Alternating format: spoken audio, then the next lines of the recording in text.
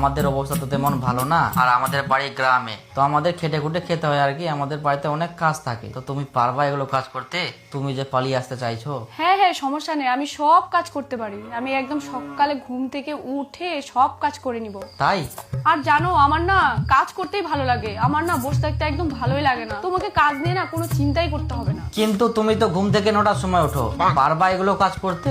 তো কি হয়েছে, এখন তো আমার কোনো কাজ কাম নাই, এর জন্য আমি 9টা-10টায় ঘুম থেকে উঠি। যখন আমাদের বিয়ে হয়ে যাবে, আমাদের দায়িত্ব বাড়বে, রান্না করতে হবে, তখন আমি এমনি ঘুম থেকে তাড়াতাড়ি উঠে যাব, তোমাকে সেটা নিয়ে ভাবতে হবে না। তাই?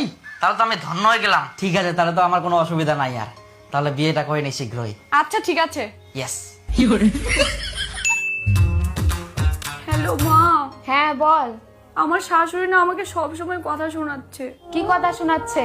বলছে একটু সময় বের করে তো কাজ কামগুলো করতে পারো।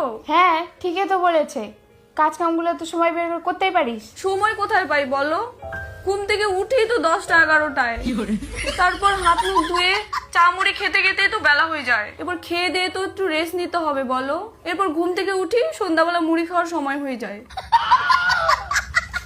এবার আমারও তো ইচ্ছা করে একটু মোবাইল টোবাইল দেখি, এই মোবাইল দেখতে দেখতেই তো রাতে খাওয়ার সময় হয়ে যায়, তারপর খেয়ে তো ঘুমাতে হয়। তাহলে আমি সময় কোথায় পাই বলো?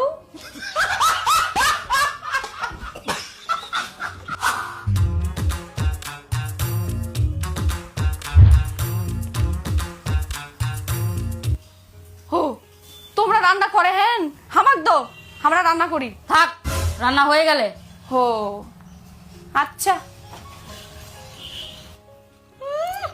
10টার দিকে রান্না করতে আসে।